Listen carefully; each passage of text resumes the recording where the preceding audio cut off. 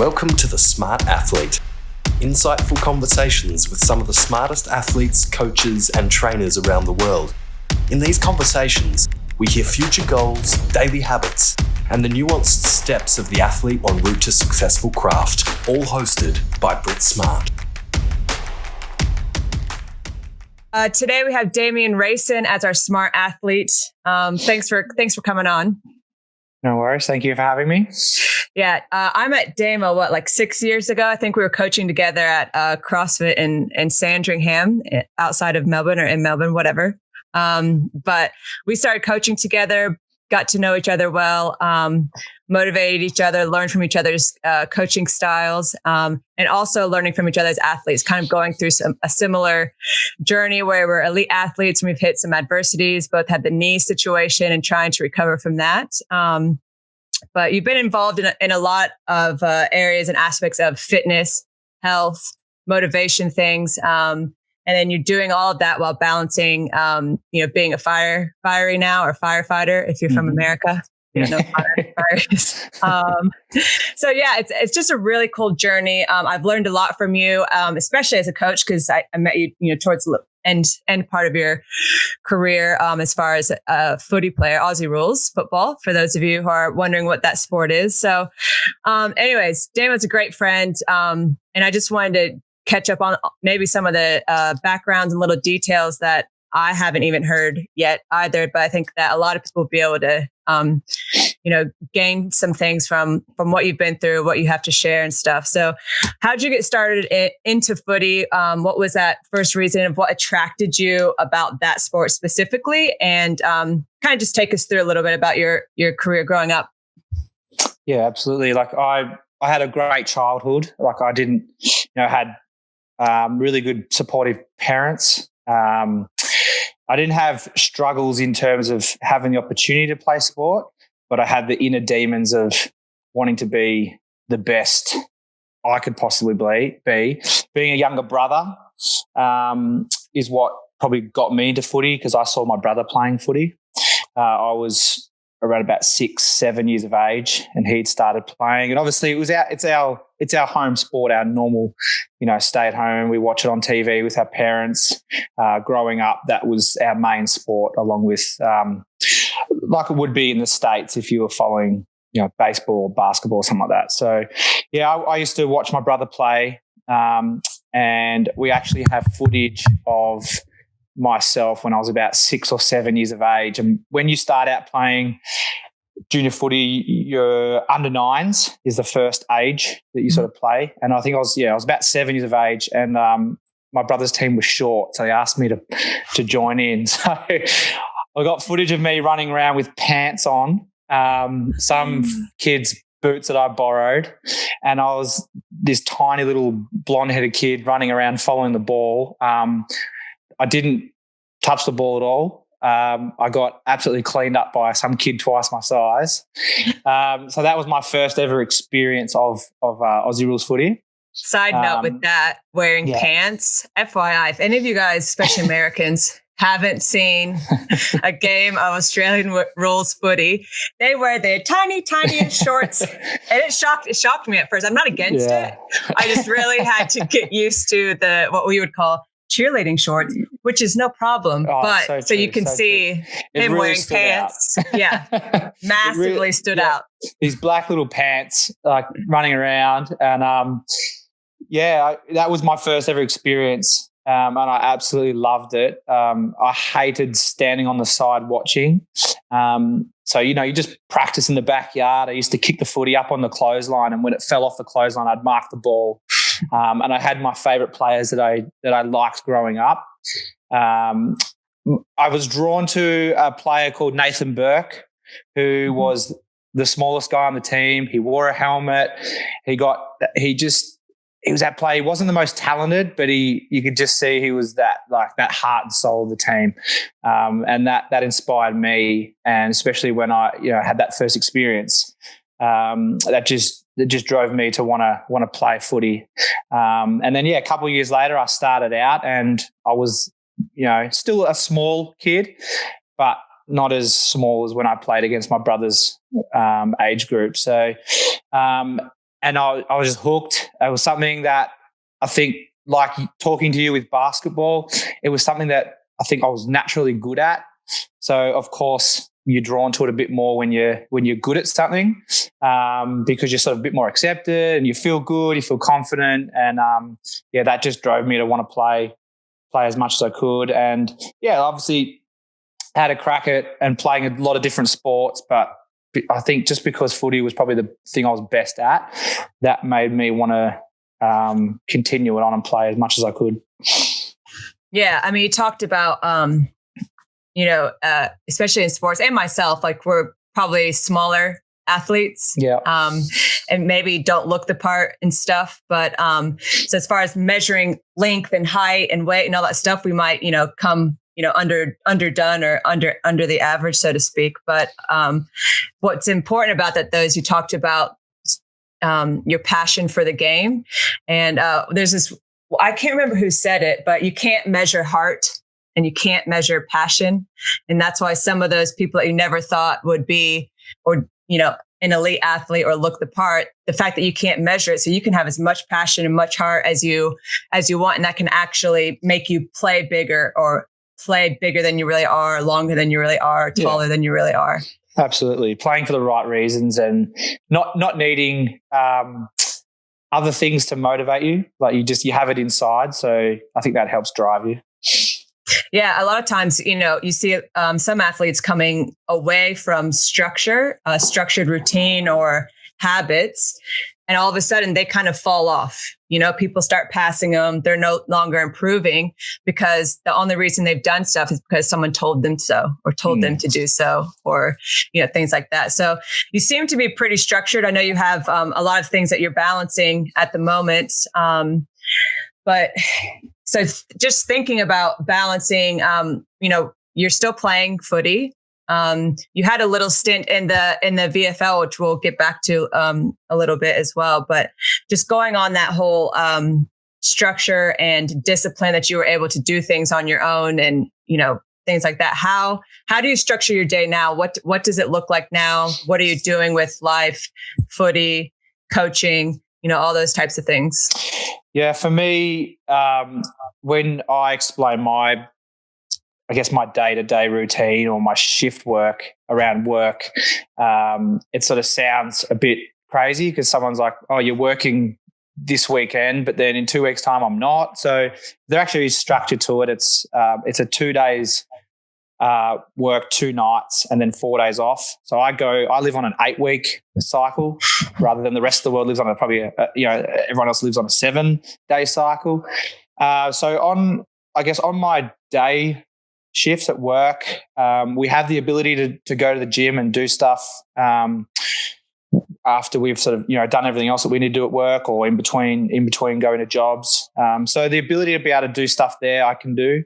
I usually base my day shifts at work doing flexibility, strength work, that sort of stuff, as I don't really want to do it when I get home from work because I'd prefer to spend time with my daughter and my wife or footy training during the season. On my days off, routine now is getting up at 6:30, watching cartoons with my daughter. So it's sort of taken me back to when I was that age. I used to love getting up on the couch and watching cartoons. Or she's watching cartoons with you. Yes, the real correct. And I do this thing now. There was a bit of time there where I was sort of just sitting with her, but then I know that little tick in your mind. You go, I should be utilizing this time. Like I'm just sitting on the couch for an hour or two. So I'll get myself a coffee, make her some breakfast, and then I start stretching. I do sort of 20 minutes of stretching. And it went from, Daddy, what are you doing, to, can I join? So that, they sort of like, now she wants to sort of copy me. But I start off just stretching and stuff. And then around sort of 10 o'clock in the morning, I'll go to the gym. If my wife's home, I just hit the gym by myself. Otherwise, I just do it in front of my daughter and get her to watch, and she plays on her bike. That sort of motivates, I think, her, and she sort of sees that's the norm. Exercise is just normal. It's not a chore. And then, the rest of the day, walk dogs, fathering, just doing those sort of fun things. During the footy season, we go to training two nights a week, so Tuesday to Thursday, and then we play on the weekend. So like a lot of athletes, off season and during season is different. It's a different structure. You know, during season it's all about getting ready for the weekend, getting ready to play, and then recovery for used to be 2 days. Now it's probably 3 or 4 days of recovery as we're a bit older. But during pre-season, it's just all about getting strong and as fit as you can. So you're probably training, 5 to 6 days a week rather than probably 3 or 4 being the rest recovery. So that's probably my routine is just, getting up, just starting my day off in an enjoyable way. And then, at night I've been stretching as well, sort of following sort of stuff that I know I should be doing. But even someone that has the knowledge and the motivation, you sort of, you just slack off. And then talking to you and touching base with you, it sort of got me back on a better routine, which I've gotten into now. Yeah. So what are your current goals as far as that a goal and a focus for you is to become more limber and stretching and then being able to be strong in that lengthened state? What's that goal and what league are you playing in now? So I just play in the local league, but in Victoria, local leagues are still full on. There's a lot of really good younger players, middle-aged players trying to work their way up to a better level, and then older players where they've played at a really good standard. So local footy is a really good standard of footy, but, so you still need to look after yourself. My goal is I just want to play for as long as I can and be as healthy as I can. I'm 35 now, and I don't see why I can't still play at 40. There's absolutely no doubt that if you look after yourself and you're still beating those younger people, then why not? But I know that this game really battles the body. It's really hard on the body. So I think the other goal is that I want to finish footy and still not be beaten up, and continue on doing those things. Oops, I lost you.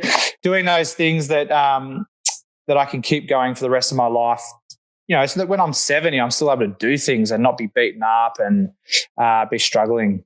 My goal is just to be a better athlete, but sort of pain-free as well.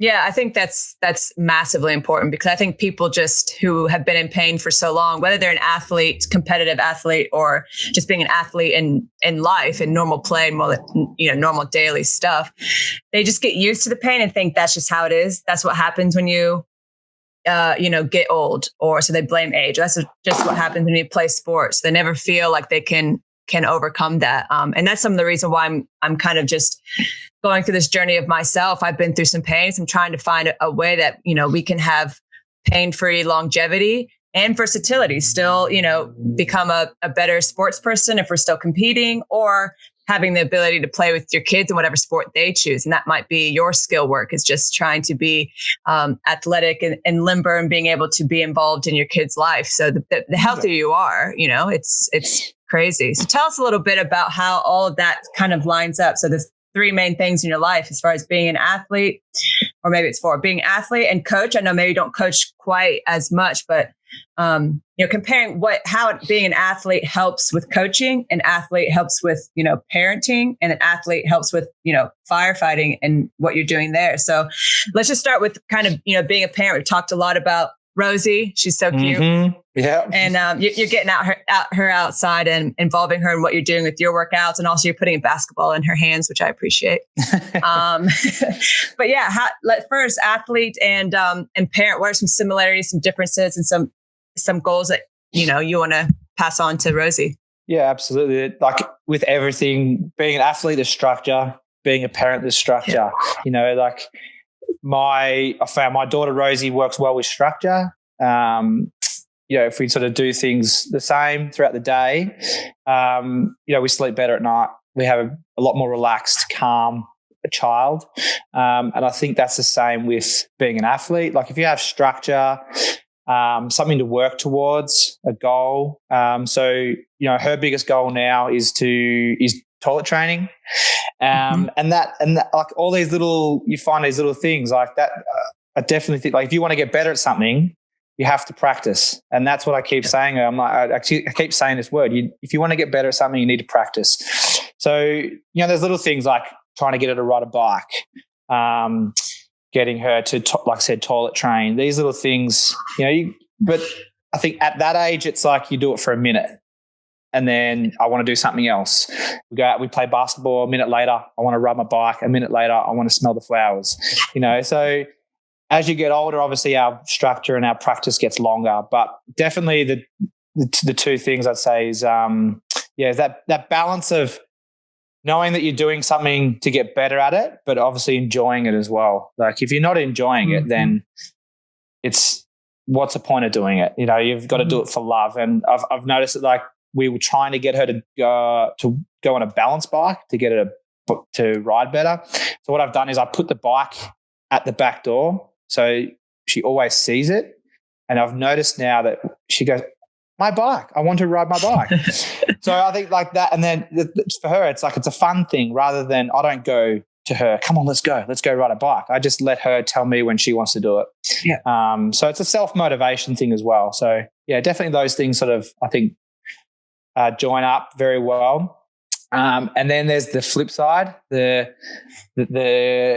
being an athlete, there's the knockbacks, which, injury, selection, not being where you want to be, trying to deal and learn with those things is what make you a more resilient person. And I keep thinking of that word, like resilience is one of my favorite things. And I really don't think it's something you can teach someone. It's something you have to learn yourself. So I sort of feel choice. Like, yeah, absolutely. And like that's what with Rosie, it's like I can't push resilience on her. She needs to learn it herself. She gets frustrated really quickly, really easily, like me. But then that frustration, I think, drives you to want to do that activity or whatever you want to do. So I think that's the other side is, you have the fun, the enjoyment, but then there's the down. There's this is hard. I'm not as good as that person, or I can't do it now. And but then you sit there and you go, rather than going, oh, I give up, it's like 5 minutes later you're back doing that thing again because you want to get better at it. And I think that's what builds resilience. Want to be a smart athlete? Be Smart Athletic provides a versatile protocol for pain-free longevity. To learn more about our SMART programs, follow me on Instagram at BeSmartAthletic or visit BrittSmart.com to get in touch.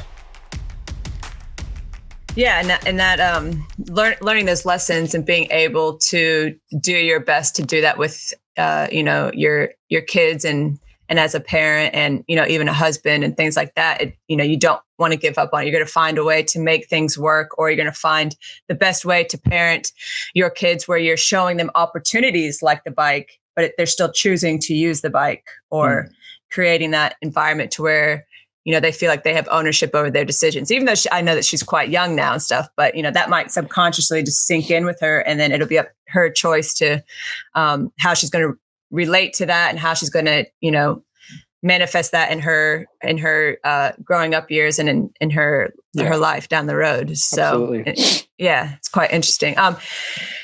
And with that, I know I want to talk about the comparisons between, how being an athlete helps with coaches, athletes, how that helped with, being a fire and stuff. But just while we're still on the resilience part of things, being tough, going through the ups and downs and adversity of injury, of selection, not getting chosen. How do you overcome that? How do you overcome just you're in a rut, you're underperforming, things like that. So just tell us first of all about how you got into the opportunity of VFL, which is a pretty high level, what your mindset was going into that, and then just maybe the few adversities that helped you become resilient, but also maybe changed your path and way you looked at things. Yeah, I go right back to when I was playing juniors.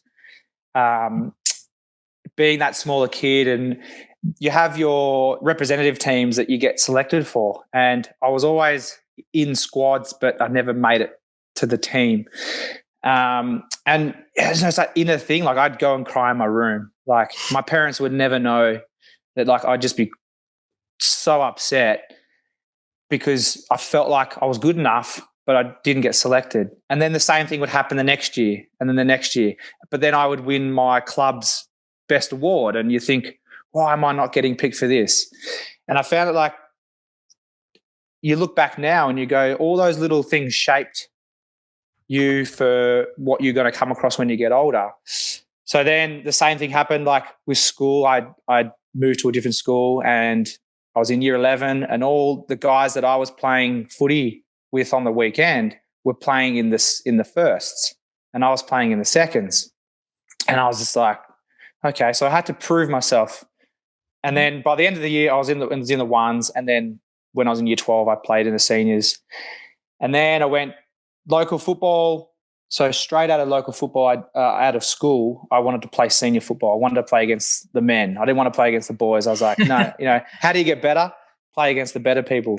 So my first year at the club I was playing at, DLSL, I got selected for the under-19s, and I wanted to play the seniors that weekend. And the coach just said, look, I need to see where you're at first. You pretty much need to prove myself. I was like, all right, I'll take that as a challenge. Like, that's fine. So that weekend, I played in the under-19s. I played in the midfield, and I kicked 7 goals and had a great game. And the next week I played in the seniors. And for the next 4 years, I kept saying to the coach, remember that time you dropped me? Remember that time you didn't select me? But that was a drive. Like, I wanted to make myself better. And then that led into people saying to me, oh, you're good enough to play at the top level. You should challenge yourself. So, yeah, I went out. I did a training day with an AFL club, Richmond, and I didn't get selected. So, you feel a bit sad on yourself. But one of the coaches there said, do you want to play in the VFL? I'd like you to come down and do a pre-season. And that was with Coburg Tigers, who were affiliated with Richmond. Mm-hmm. So to me, it was like, well, yeah, I might not play AFL, but I want to play at the highest level I can. And that next level down, being VFL, was where I was at. And then the next 6 years, I had the most emotional roller coaster ride mentally with my sport that I've other than an injury later on, that I had, like, the inner depression that you went through, because you felt like, you have your seniors and your reserves. And when I first got there, I was playing in the seniors, and I got dropped after a couple of games. And you'd get to a Thursday night training, and you'd listen out for your name, whether you're selected in the ones. And once again, not selected. And I used to drive home at, how old was I? Like 22, 23 years of age. And I'd, like, cry like a little baby because I didn't get picked. And then you play on the weekend, and you just, that motivation, that drive, would drive you to want to play. So it took me probably 3 years of up and down to finally secure myself in the senior side. And in that time, I saw a lot of guys come and leave in the same position as me. And my whole thought was, like, they just didn't want it. Like, they didn't want it, or they weren't used to getting knocked back. So they go back and play local footy and be the big fish in the little pond. So why do you think you didn't get picked so many times? Do you think overlooked? Do you think it was right place, right time? Do you simply think that you just weren't good enough? Do you feel like you were doing all the right things? What would be some? Well, team sport has politics. If you play team sport, you understand there's a lot of politics involved. Mm-hmm. And that might be just, being affiliated with an AFL team. There's 22 spots, and we had some games we had 3 VFL players picked in that team, and the rest were all AFL players. So the politics of them taking positions first just because they were on an AFL list, and not necessarily they're any better. And then other weeks we'd have 10 to 11 players picked. So, I think that's probably one thing. I never thought it was I'm not good enough. Sometimes it was just whether the team needed that type of player that week, where they wanted to have more taller players or more bigger body players or whatever it was. But I never thought it was like I wasn't good enough. I think it was just, it was just whether. Was there anything different that you look back and wish you would have done or could have done, or just the nature of the game? Just the nature of the game. I never did anything that I think I should have done differently. Like I did everything I possibly could to be as good as I could. Yeah. Winning, being always at the top in the running groups, doing the extras in the gym, making sure that you're doing the extras with the ball, like kicking and ground balls and these sort of things. I never ticked the box, I thought. So I don't have any regrets. I actually like the fact that all these things happened. Mm-hmm. I like the fact that I did get knocked back, and that it built me to be a stronger, more mentally well-rounded person. And then eventually when I got there, I appreciated it more. So, and I didn't sort of think, I'm a senior player now. I never got ahead of myself. I always thought at any moment you can get dropped. Yeah. So I always thought, okay, I got to need to be as good as I possibly could. And then as we're now older and in our mid-30s, now I can actually use that to help the younger players. When you say, I know how you're feeling, and someone says to you, well, no, you don't. And then you say, well, I do because I've been there. I think that's helped me, rather than if I hadn't experienced all these things, I wouldn't be able to probably be as good as a mentor or as a coach to younger players. So reminds me of Jimmy Butler right now. And I know you used to love the Bulls, and he used to be on the Bulls, but it is that same mentality that you never took any moment for granted because you knew how hard it was to get there. Maybe people didn't believe in you, getting, cut over and over again. But, you had that type of mentality that even though you were upset almost every single time, just your love and passion for the game, it kind of kept you never to be satisfied. You finally got in the spot. Complacency, didn't hit because you were just like, this is what all those tears and sweat and tears. Yeah. Yeah, absolutely. At the time you think that, the world hates you and why am I not doing this? But I guess you look back and you realize that you actually learned something from it, and it shapes you. And yeah, absolutely. For all those ballers out there, Jimmy Butler is Derrick Rose, another one. Like, these are Chicago Bulls players, and that's the team that I like. But those guys have never, I guess, sort of been, the tall, I can just monster anyone. They had to work at their game. They've been knocked back. They've had injuries, and you can see that resilience. But also, the never taking it for granted and enjoying every moment, and having a laugh and enjoying what you're doing is just as big as wanting success, I reckon. Yeah, that's massive. Even just being around you, as a coach, and the times that we've worked out together and stuff, your ability to be down to earth and relatable and make people laugh and feel comfortable and just be like, hey, this is supposed to be fun first, and hard work and competing and, whatever. That's tough. And it's, sometimes it doesn't feel like it's fun, but at the same time, that intensity, I guess, for elite athletes, or not even elite athletes, people who just like to push themselves and reach their potential, whatever they're doing, that is fun. Complacency or not wanting to work hard or not feeling like you can walk away, that you gave your best, that ends up not being fun. So I think that ability that you had to be able to relate, and like you said, when you became an older athlete and being able to mentor the people on your team now, but then also, those three or 4 years where you got to that seniors team and, you started to play really well. Tell us a little bit about your last few years of playing, what kind of hit hard, why you ended up having to change careers a little bit and getting into, being a fiery. Yeah, well, I mean, I was always wanting to do that. Like when someone said, what do you want to be when you're older? And I was like, I want to be a firefighter. Okay. It's sort of that little kid's dream, but I actually really wanted to do it. And just like, making the senior teams and stuff, I knew that was something that I always wanted to get to. I think it's probably the same in the States and other places, that it's not just something you can go to uni and do a course and then you become a firefighter. You actually have to get selected for it. You have to train, and you need to, and it was something I've gone, I've been through this process before, So I was always like, I'm going to do it. But I also had another thing that I loved, coaching. And I thought, well, if I don't get that occupation, I've got something else as a fallback. But that'll never happen, because I knew that I was always going to do it.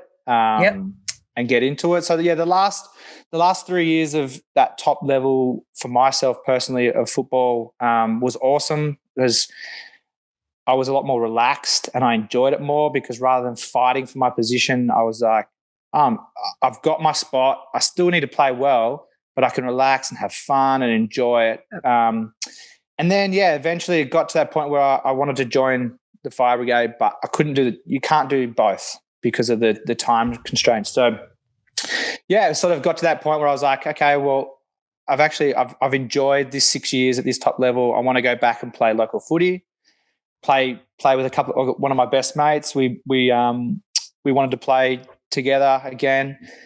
But it also allowed me to go through the selection process to join the Fireys, which was about 2 years after I finished VFL. I did.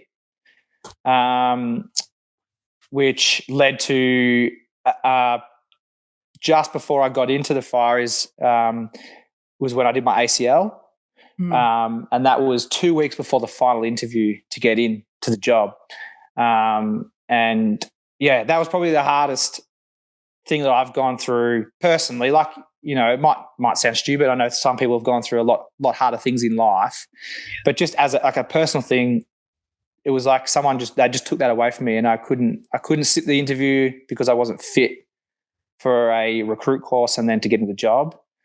So I spent the next couple of months just wallowing, thinking, what am I going to do here? I need surgery. I need to get myself back to where I need to get back to. And as soon as I had that surgery and I was on the other side of the injury, which I know you know what that's all about, then you can start going, all right, now I can work towards a goal. I can get to here. I can do that. So I think it was about 3.5 months after my ACL surgery, I had to do a beep test, which I did.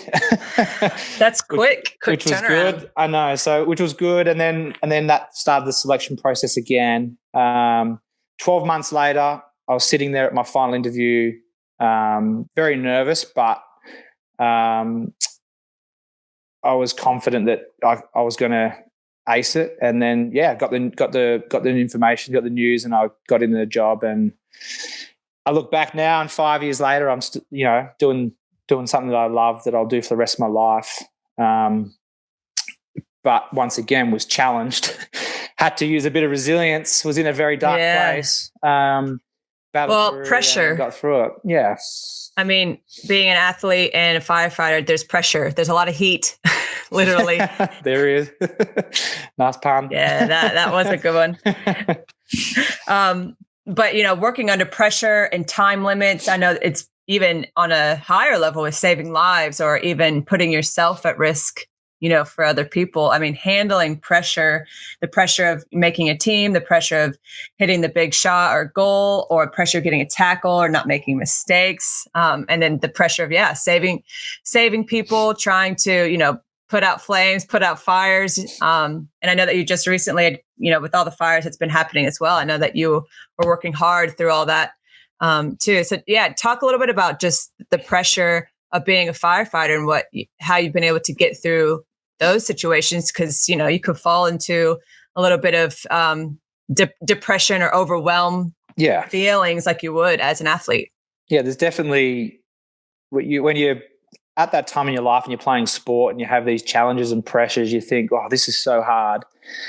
And then you get into a job like that. And when you're the first couple of minutes, when you get a job come through and you need to be on the ball, you're sitting around, you might be doing some training or at work, or you might just be, just resting or whatever it is that you're doing. And then all of a sudden a call comes through you need to be switched on as quick as you can. And it all goes back to all your training, everything that you learn, you do. It just becomes natural. And I guess I don't think about the pressure at the time, because you know that you've put the effort in, you've put that training in, and you work as a team as well. So I think like being in a team sport has rolled well into firefighting, because you rock up at a job, everyone's got their role to play. You don't need to think about the other people, because you know they're doing what they should be doing, and that you know that they've got confidence in you. And then you see some really crazy things that you can't train for, but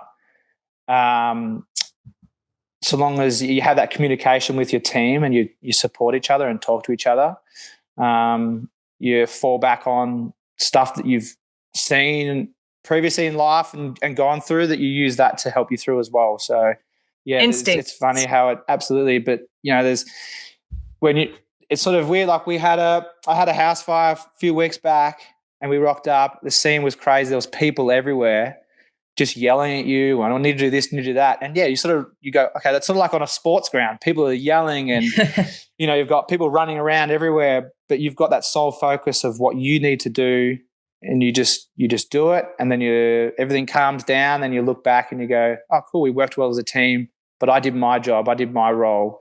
Under that heat, under that pressure, to help people, and which is a really good thing, and a really good feeling to have. But definitely, it's funny how it's sort of my experiences in sport have rolled over into this job. I mean, to be able to perform at a high level, you have to learn how to get into the zone. There's a lot of times that maybe we've played a whole game and we haven't even really heard the crowd, or heard that it was like, you hear it, but you're not aware of it.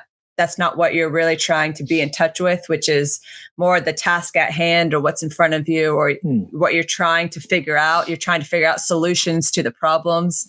And I feel like that's probably why you're able to enjoy being a firefighter and be good at it as well, is you're able to go back into that zone and be able to solve problems, give the answers and solutions, to other people's struggles, which in turn has probably served your family as well. Yeah, absolutely.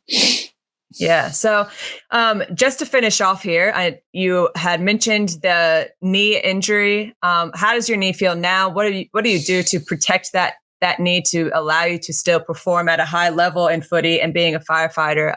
What are your goals with that to, like you said, reach your goal of pain-free longevity? Yeah, it's a horrible injury at the time, but it also is not. It's not as bad as other injuries. Like it's got a long process. You need to be diligent with your training, your strengthening, and I did all that early on, because I knew that if I didn't do it now, it's going to hurt me in the long term, down the track. So I remember about a month before the surgery, I was doing all my exercises I needed to do, and then the next 2 to 3 months after were really crucial. 5-6 years now it's been, and you definitely notice that there's times where you're sitting on your knees and it's hard. You've got a bit of swelling there because you've done some weights or some running or something like that, but it doesn't stop you from doing the things you want to do, but it makes you just more aware that there's something you just did violently to your body that you had surgery from that is probably always going to be I'll always feel it. There'll always be, scar tissue or soreness or other effects of your body as well. I've noticed I have other issues that always seem to be on my right side, which is my knee, we call it my bad knee versus my good knee. Mm-hmm. So those sort of things as well, like knowing that affects other parts of my body, I need to make sure that everything's as strong and as well-rounded as I can. And just making sure that I don't, I guess, get other injuries because of it. Because if that area isn't as strong or as fit as I can be, then I'm going to get other injuries, soft tissue injuries, these sort of things. So it's probably actually a silver lining of having an injury like that it makes you more aware of your body, and has opened my eyes up to more different types of training and exercises. And then knowing that you've gone through that same process, I bounced so many ideas off you, because you've opened me up to a lot more exercises and things to help strengthen me as well. So yeah, there's a little silver lining, I guess. It's it's actually a good thing that you've gone through a serious injury. Yeah. Because it's, once again, it's made you stronger mentally, physically, than if I've never experienced that. Then what if I got an injury when I was older? I might not know how to sort of deal with it, but I know now that, if you do everything you need to do, you're going to get through it, and make yourself better.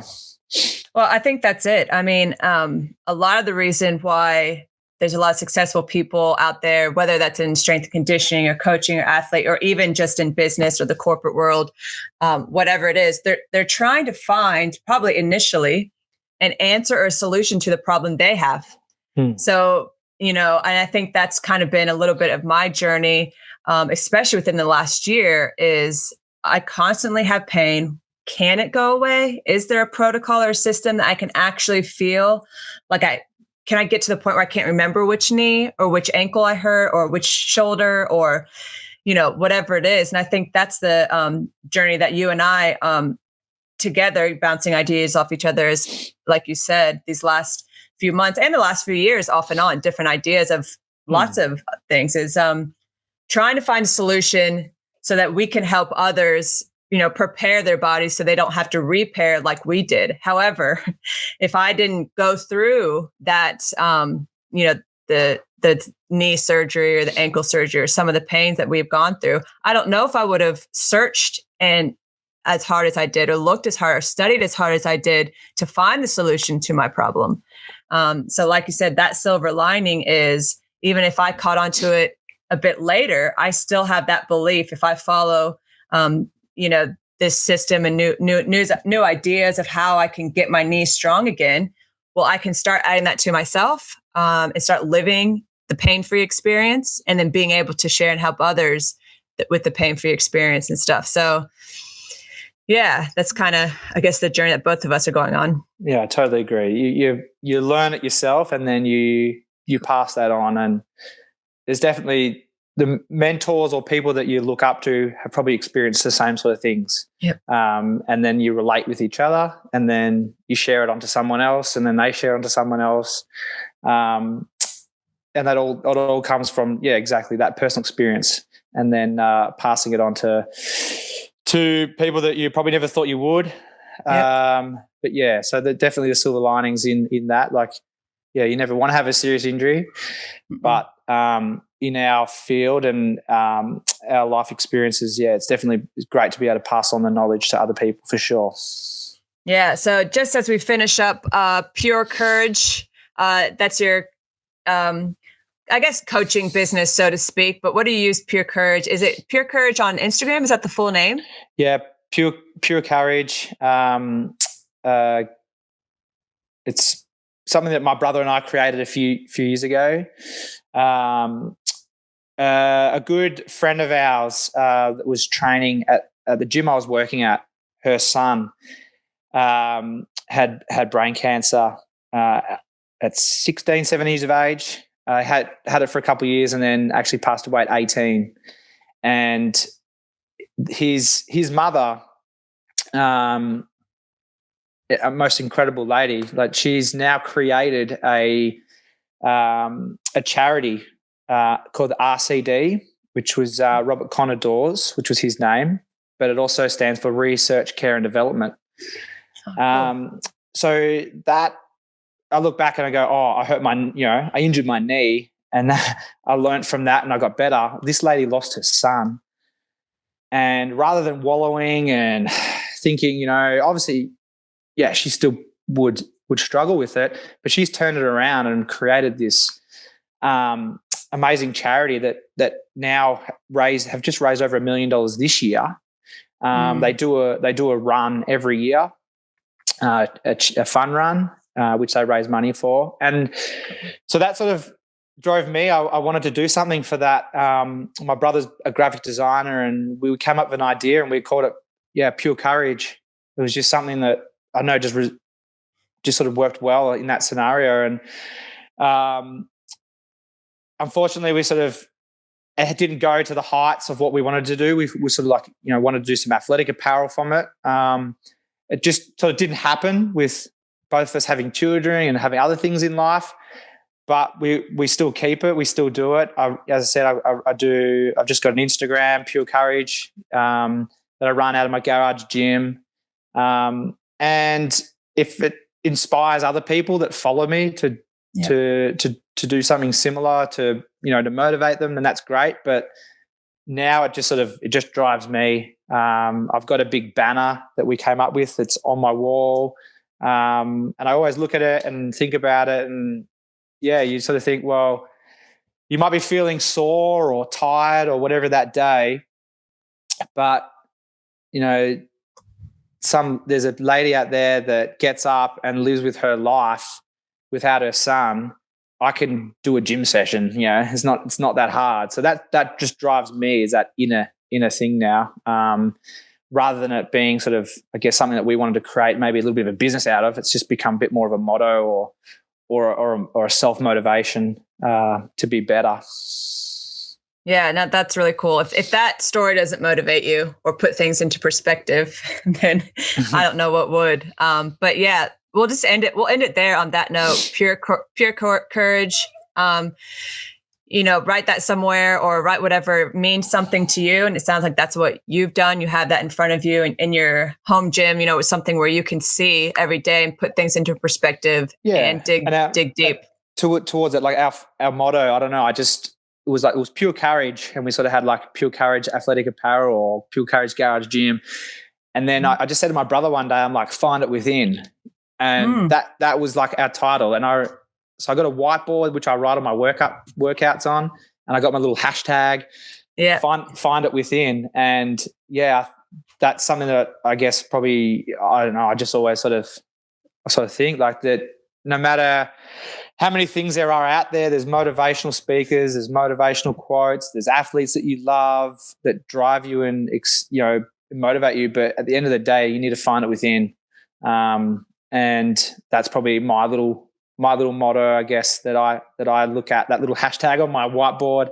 That I find motivates me, because at the end of the day, you have to find it within. It can't come from other people. It has to come from yourself. Yep, that's right. And you talked about that at the beginning of this podcast. Like you can only really rely on yourself. I think that's not only, I shouldn't say, but you're the constant stable or scenario or variable in every single life situation. So if you don't have that belief or aren't able to find that self-discipline and make that structure for you, or the discipline to, find the courage to work out or find it within to do whatever you need to do, well, other people can't make you do something. Just like we talked about Rosie, you can't make her ride on the bike. She's got to find it deep within that she can ride the bike, or that she can potty train, all that. So it goes on all different levels. So I appreciate you talking with us, Damo. It's really a lot of good gold nuggets in there that we can take along with us. So thank you. Thanks again. No worries. Appreciate you. Thanks for having me. No worries. All right. See ya. This episode of The Smart Athlete was proudly engineered and released by the LUDUS.